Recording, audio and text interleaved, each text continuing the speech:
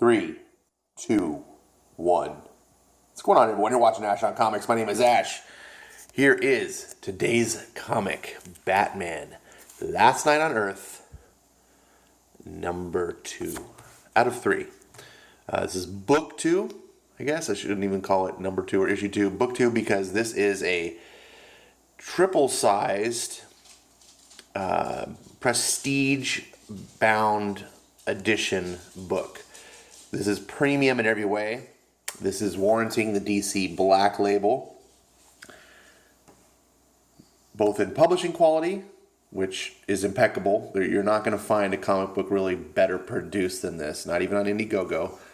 And then artistically, and from the writing and the illustration, you got Greg Capullo, which Bats has corrected me. I've been saying wrong for 20-something years. I always thought it was Capullo, which is how you pronounce double L's. I'm a SoCal boy, and I see Mexican words and names, and I pronounce it the way that it should be.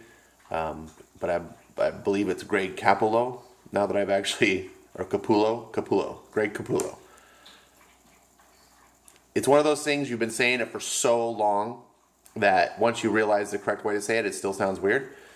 So forgive me if I say Greg Capullo in the future. That's just me. This is a mistake. It's Greg Capullo. Anyways, he's one of the best artists in the business today. He was one of the best when he started. This was a guy who was good enough to replace Todd McFarlane on Spawn and not miss a beat. This was a guy that I almost was like, oh, I kind of almost like him better than Todd McFarlane. Todd McFarlane is great, no dogging him, but I think Todd gets a little bit more credit than he deserves for just being this ultra sexy style of art that no one had seen until then. I think Greg kind of emulated his art in the early days. You can still see some styling that lingers, but in the early days, man, his Spawn stuff, you were just like, is that like Todd drawing or is that Greg? But Greg brings, I think, a more, a more honed craft to his drawing. His anatomy is better. Just overall. Anyways, Scott Snyder is probably one of the best writers in the business, even though you're going to find plenty of people who will say, nay, what are you talking about? I hate Snyder. I don't get it. I just don't get it. I'm relatively new to Snyder, a little over a year now. And when I discovered him, everyone was like, "Oh, Scott Snyder." I was like, "Oh, well, he must be one of the big dogs currently." Checked out his work, was a little hesitant. I was like, "Oh, this is good." And now that I'm fast forward today, everything I've read, I'm like, this guy knows what he's doing, and he's writing Justice League in a way that kind of almost fills that void of X-Men that I miss, because it's more like X-Men than X-Men has been in 20 years. And Scott knows how to tell a story. And more importantly, Scott knows how to create a story. This guy is one of the creative idea men in comics. Anyways, I'm boring you to tears. I reviewed this first issue, and if you have not seen that review, then I urge you to, if you've read the book. If you haven't read the book, I just urge you to read the book. Issue 1 was one of the best comics I've ever read. I'm not being hyperbolic. I enjoyed it that much. From beginning to end, page after page, I was enthralled. I read it twice. I'm a bit of a skeptic. I am extremely cynical in today's era of comics. That issue just floored me. So, here we are with issue 2. I'm about to sit down and read it. Joining me, as always, is Stan the Man. How you doing, Stan? Great to see you. Our trusty pal, Forky, who is, he's a bit of an intern on the channel. He's still learning the ropes, but he's also a mascot. He represents some things about me that I'm not going to go into because, some people get personal on YouTube. That's not my way. But I will just say that there is some subjective things about Forky's story and Toy Story 4 in general that really hit close to home for me. And I'm glad to have him. Look at that face. He always makes me smile. we're going to be reading Batman, Last Night on Earth. Look at that. What? You're seeing double? I always read everything digitally nowadays. I got my drink. I got my Wendy's. Got the Frosty in the freezer because it was a hot drive home. Just keeping it from melting any further. I'm going to pick that up after I'm done, and we're going to enjoy one of the best comics in at least 20 years. So I'll get back to you guys. We'll talk about this comic, what I thought, what you should think, because, hey, I should do your thinking. No, I'm just kidding. I do want to hear what you... Anyways, what am I doing? I gotta eat. Why do I just let my burger sit here all the time? I'll see you soon.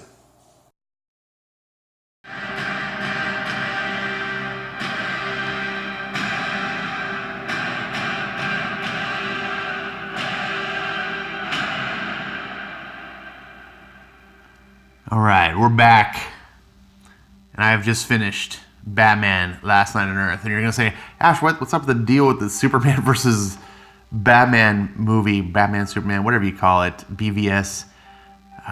We're trying to forget that abomination. I understand. I do. And I'm not trying to suggest anyone like that movie. However, Hans Zimmer did the soundtrack, and he does really great musical compositions. And this was the pairing I did for this book today. Just on a hunch, I didn't feel like the traditional Batman music that I often listen to, either the Danny Elfman score from the '89 film, or when I'm reading something like an old classic Batman, or if I'm reading a modern Batman, I do the Christopher Nolan trilogy music, which is also Hans Zimmer, which is phenomenal. This music isn't just great, but it's so fitting to this book. I feel like it was written for this book. Oh, geez, Wildcats. Here's all you need to know. Scott Snyder, Greg Capullo. Part 5. Who's there? Notice this symbol. This becomes relevant in this book.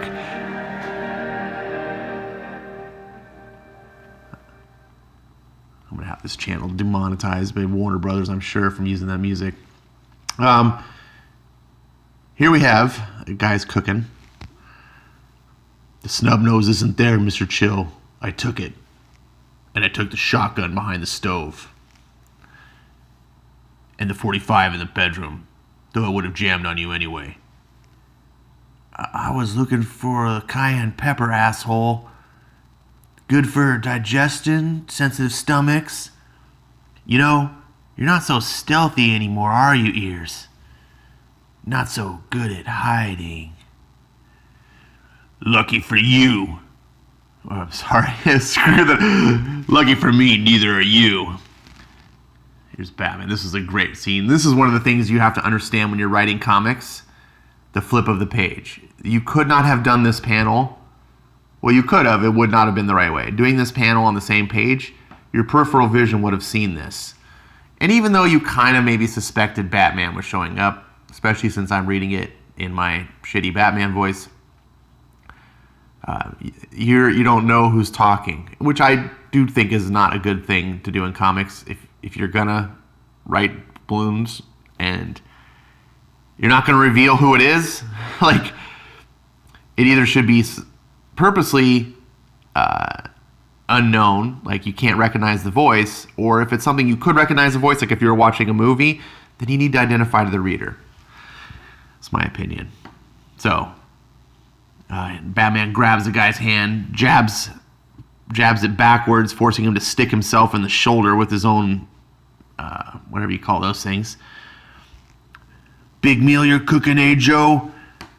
Get off me! You know that shotgun you wedged behind the gas caused a leak. Hearty meal like this, you could end up burning the whole place down. The dead boy in Crime Alley. Talk. Ugh, as he pulls the skewer out of his shoulder. Opens the door. See? Cayenne. Funny things, Ears. This meal, I was making it for you. And the end of an era feast. That boy has no records, no identification, 10 years old. 10 and 3 months. The DNA says he's your son, but you never had a son. I mean, he takes after me pretty good, plugging Wayne's in Crime Alley. Got you bad, didn't he? Stomach still sensitive? That's why I was thinking of the Cayenne, Bruce. That's right, Bruce. Bruce Wayne. I know everything. In seconds, the fire behind me will be unstoppable. Who was the boy left in Crime Alley? You mean you or this new one? Who is he? Swear to me! You gotta do that. You already know. You've always known. All these years you never wondered why. The pearls? Really? Well, no more secret. So welcome to the last case you'll ever solve, detective. See, it's your house that's burning up tonight, ears, not mine. To the goddamn ground. And Scott Snyder, like always, knows how to open a book. Well, maybe not always, but man, so far in this series, he does it in the first book and he does it in this one. And wow, that's not even the best of the book. we cut over now to Batman and Head of Joker, or Joker in a Jar, or I don't know what you're going to call this. And they're out in the desert on a horse. It's like a Western. And they're having conversations. And some people aren't liking this too much. And I kind of get why. It's not really Joker, maybe, but it works. I really think Scott is using this Joker's head as a story tool. First of all, it keeps levity to this pretty brutally dark storyline. He doesn't overdo it. It doesn't wear out its welcome. And it adds just the right amount of humor and levity at the right moments. And it's genuinely funny. There's times where I laughed out loud. And here he's talking to Batman, and he's like, doing the knock-knock jokes. And he asks him, actually, I don't care.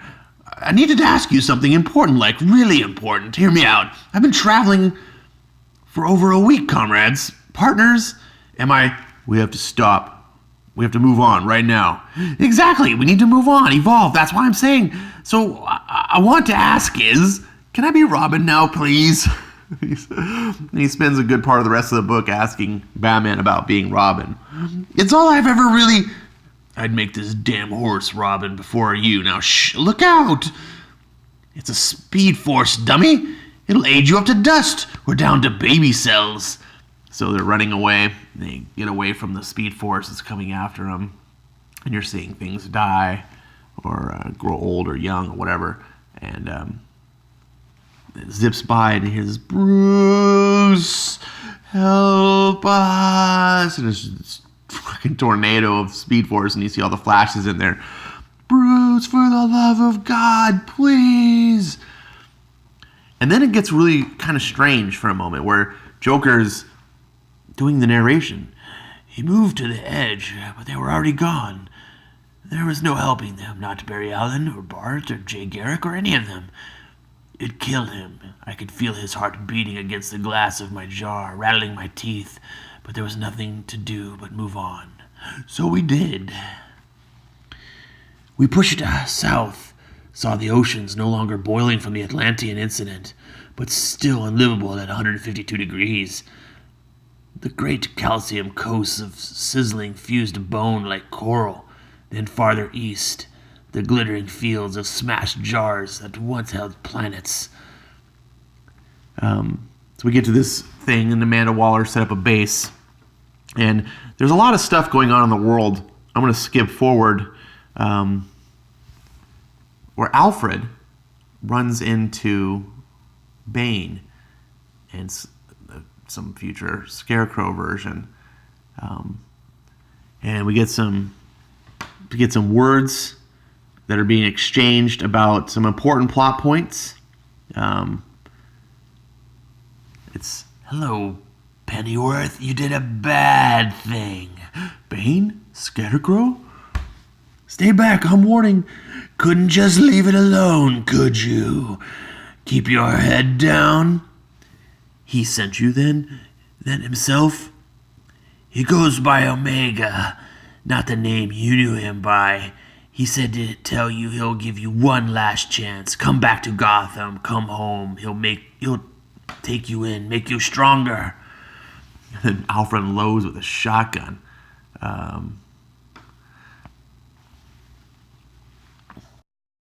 So he gets injected by something, and then we get the reveal the first time of Omega. And does he look familiar? Kind of does, but just enough different to be maybe something else. Scott and Greg do a great job here of giving you a massive reveal, hinting at who this character is, but still leaving room for questions in the back of your mind. You know, is what we're seeing what we think we're seeing? And I don't even know what you're thinking it is. My first thought was this was Batman Beyond. This was Terry McGinnis. And I was like, wow, what a cool concept to have basically the inheritor of Batman turn into whatever, something corrupted. But then I thought, I don't know, Scott's never seemed to be attached to that. And the way the story is going is things have been corrupted and changed, and I'm thinking, is it the Batman who laughs? Is it Batman himself? Is this yet one another of the dark Batman of the I don't know. This could be anything, right? The beginning of the first book talks about, you know, when Batman says, who destroyed the world? What happened? And the response was, you did. So, yeah. I don't want to cover... I spoiled the first book. And, you know, I gave an option. I did 2 reviews. I did a non-spoiler and I did a spoiler. I am going to spoil the second book, but not to the extent that I did in the first one. And I don't want to do 2 videos like before. This is a book you got to read. If you're at this point or like, I can't be talked into reading this book, I don't know what to say for you. Honestly, this page was kind of unexcusable to me. We just get some narrations. We kept moving past the crocodile men of Fawcett City, past the imp death grounds shrouded in a cartoon mist. And it's like, okay, it tells the story, but you couldn't just have a page of maybe Batman walking through the desert or something. Just something. Just a blue. That's. Now we see why it's all blue. They're at the Fortress of Solitude. Batman's looking for Superman. And again, we get the levity back with the Joker. What about now? No. Okay, fine. But how about now? Can I be Robin now? No. All right, I get it. But how about now? Just like it goes. And it doesn't go on. Batman's like, no, not now, not ever. There is no Robin, because Robin was a good person trying to help. Who's left out there like that, Joker? You! Answer me! Who is still out there? You? You're supposed to say knock knock, aren't you? You said it was funnier that way. This place. I just thought if anyone, he'd somehow still be, I don't know. Hey, cheer up. I wrote a poem. And then so it goes on like that. Batman is looking for Superman. Then all of a sudden, one of the rockets shows up. And Batman's like, that rocket, it's his, it's Superman's. It's when he came here, when he was a baby. Seems he brought a whole nursery this time. Look, because Joker's looking backwards, and it's more rockets. And they're just crashing in, and Batman's falling. And you're wondering what's going on. And Batman's got the wind knocked out of him. He's dazed, looks down. He looks up. Clark, is that you? We've come to save. Shh, rest, Bruce. It's all right. You made it. And this is reminiscent of the themes that we saw in the first book with the psychiatry ward. And just, is reality real? Like, what is going on? And this was, man, this had me choked up. Look at the expression on Bruce's face, this determination, but also he's just so struggling, the exasperation in him. He just wants to help and save the world. He's come to find the only man he knows that can do it. And then, look what we see. I just, Let me tell you, man, I don't really normally like Batman and Superman together. I don't think their worlds fit. I thought Christopher Nolan made a brilliant decision in his trilogy of films to create a story where Batman exists in a world without superheroes. I'm not saying that Batman should exist in a world without superheroes or he should be separate from the con. I'm just saying he fits that way, and I appreciated that story. I've always struggled with Batman running around with the Justice League stuff, except when Scott Snyder does it.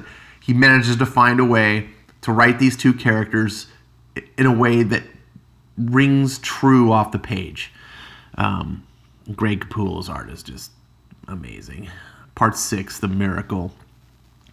So we see Batman talking with Superman. Superman leads him into this idyllic place underneath the Fortress of Solitude. It looks like Kansas.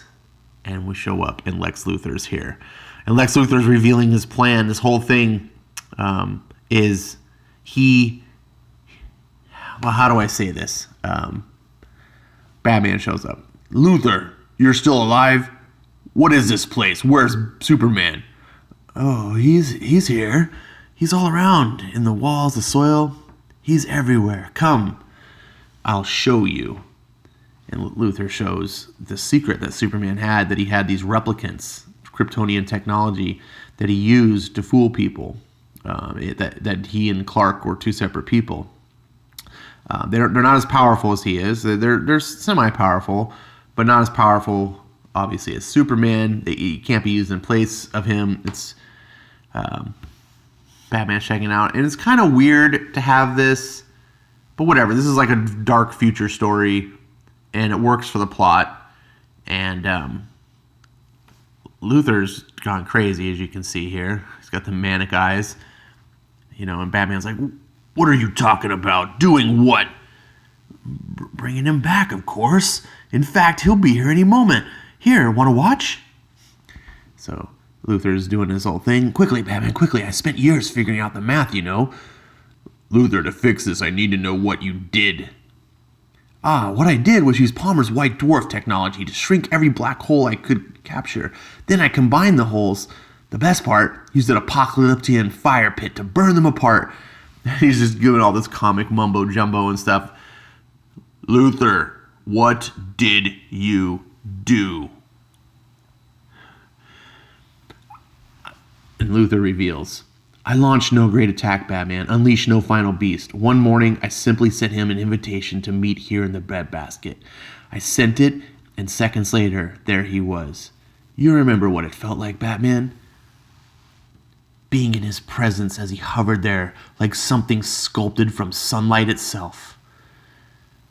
How even the goddamn air seemed to... Luthor! I made him a simple offer. I told him that I would quit fighting forever, dissolve the Legion if he would have one last debate with me, a debate of good versus evil in front of the world. He asked me what the trick was. He could sense the Kryptonian shards I'd sunk deep beneath the land. But I told him no tricks, only stakes. And basically goes on, hey, this big plot with Starro, blah, blah, blah, and how it all worked. And it's all... if the majority of the world chose one way or the other, the shards beneath the ground would activate, and they would either kill him or me. Now, this is kind of a contrived plot device, but it's comics. Again, it's a dark future comic. Luthor's got this big old scheme, and he plotted with all the world's supervillains, the Legion of Doom, including Starro, and he explains how it all works here. I'm not going to read that all to you, but that's what's going to happen. So Superman realizes he has to agree, and Luthor, I love this. He didn't want to do it. His friends didn't want him to do it, but there was no choice. I'd made my offer public. The next frame. The speech he gave, my God, about the miracle of this place, the miracle of us, is our capacity to imagine past what is probable or even past what is certain to what might be. Maybe it was because he assumed he'd die that day, but as I heard him, Batman, and it was just rapturous. Then when it was my turn, I did my best. I went through the talking points. I was polemical. And he goes on, he's like, but my heart wasn't into it, da-da-da. And he knew that he had lost. We had both known that he had won. I remember him standing there with him, not so much humiliated, but graced by humility. I remember the choral sounds of the wind and the grass, remembered why the warm sun on my face. Then the ground trembled, and we both braced for what was coming. And then the shards erupt from the earth. Looks of shock. What's going on? The moment he would save me from the shards with his super speed. Right? That makes sense. Luther's about to die. Even though Superman agreed to the terms, Superman's a man of peace and of good, and he doesn't want Luther to die. But that's not what happens. And we see a somewhat referential imagery of Christ crucified. Superman has always been semi-metaphor for a Christ-like figure of the DC universe. This was amazing. I was a loss for words. As I'm reading this, I'm enraptured in this book, I gotta tell you, by the way, as I'm reading this book. It's gripping me. You may not be gripped as I'm reading and I'm skipping past different things and flubbing up lines, but I'm telling you, Scott Snyder and Greg Capullo have me just glued to the page. It was all a mistake, though. They turned on us, too. The villains. We even made another you. So here's where Luther reveals one of my favorite themes about villainy. Why villainy really can't win, because evil doesn't work together. Evil doesn't cooperate. Evil doesn't care about each other. They can't really ever do teamwork because everyone is out for themselves. It's ultimately self-destructive. And even Luther, the genius that he is, and he didn't understand the true evil, and he let his guard down for a minute and realizes that the villains would betray, that they don't actually care about good and evil the way Luther was. Luther was approaching it from a true, empirical understanding of right and wrong, and Luther believing his way is the right way. And that's why at the end, he's humbled by Superman and realizes he was wrong. But the villains, they don't care about right and wrong. They care about themselves. And that's a very big difference that most modern writers and comics don't understand at all. And Snyder has these layers that he gets in his writing. And Luther's just, you could see he's just distraught here. He's talking to Batman, and Superman shows up, or virtual Superman, Lex. What is it, my boy? What do you need? And he just boom, shoulder tackles both of them, takes them outside where Bane and Scarecrow have shown up, and Superman's now working for them. It's oh shit. Can I get an amen, brother?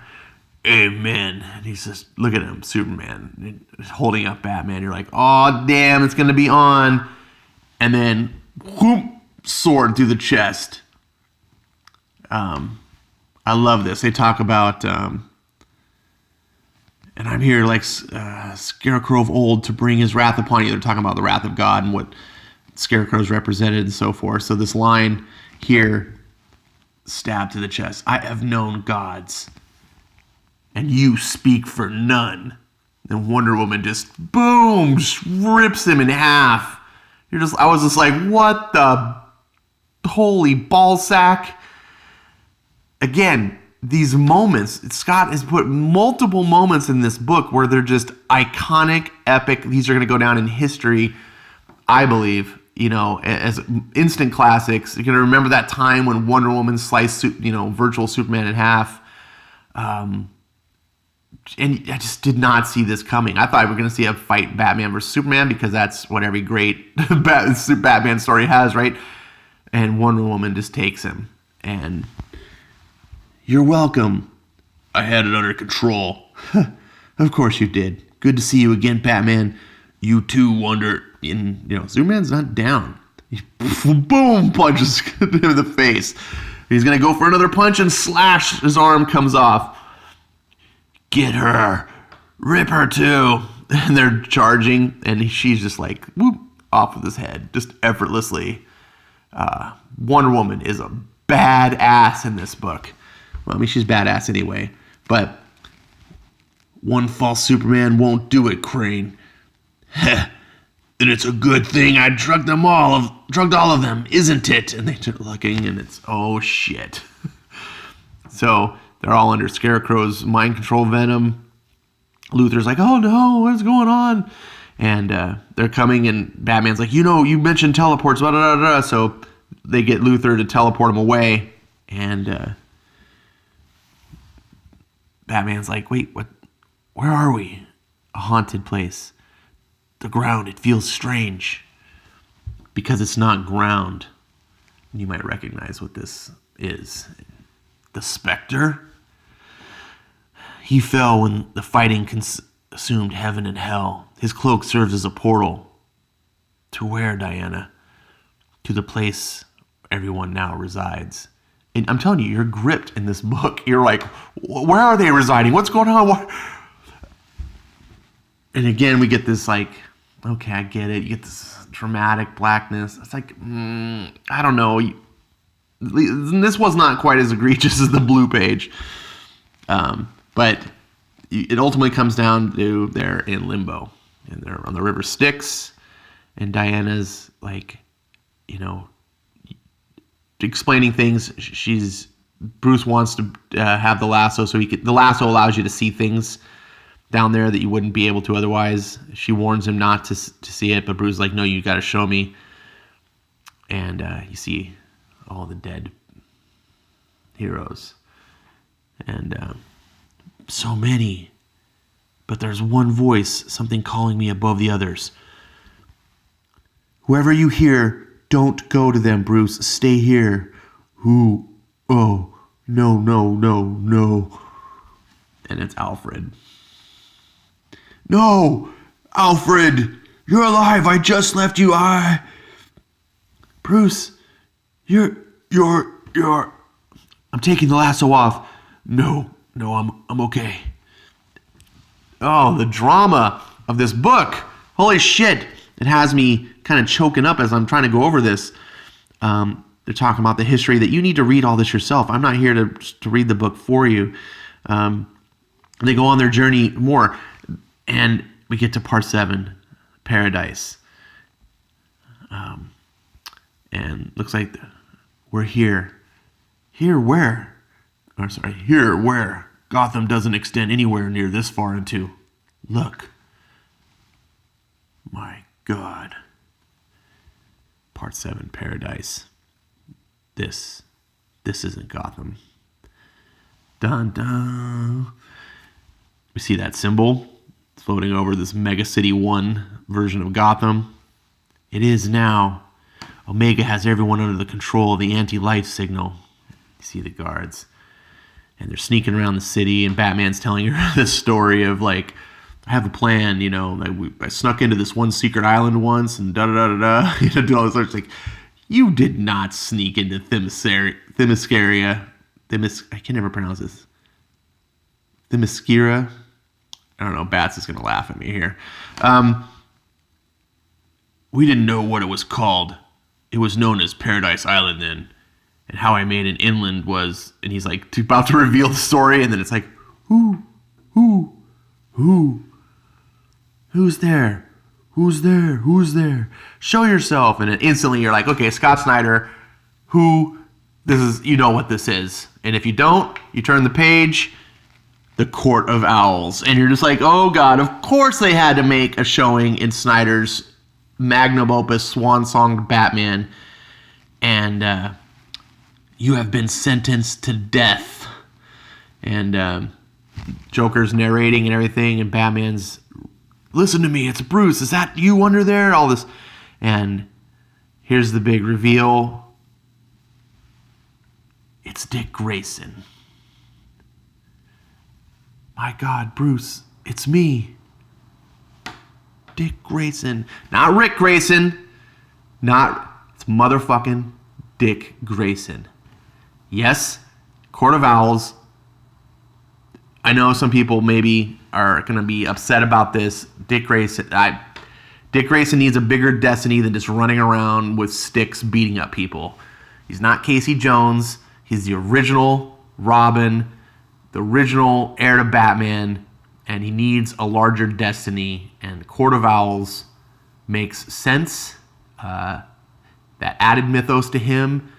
I loved seeing Snyder tie this in, and Dick Grayson potentially being the leader of the Court of Owls. Perhaps, I don't know. This rings true to me. If you've followed my channel, you know that I have problems with Dick Grayson as a character because he just feels like the perpetual sidekick, the perpetual wannabe. And when they broke off to Nightwing, I always wanted to see him be something special. And I know a lot of fans out there, like, friend Sergeant Bats loves Nightwing, and a lot of people legitimately love Nightwing, and I am not trying to slight the character, but I inevitably I do, because I think he's too plain. I don't think he's special enough. I think the character deserves more than just being a wannabe Daredevil. That's my opinion. It's not because I think the character's stupid and he should die, like certain publishers at DC Comics. He needs to be grander. He needs to be bigger. He needs that mythos blown up. It's time for Dick Grayson to stop being in the shadow of Batman, in my opinion. And the owls, just makes me gleeful.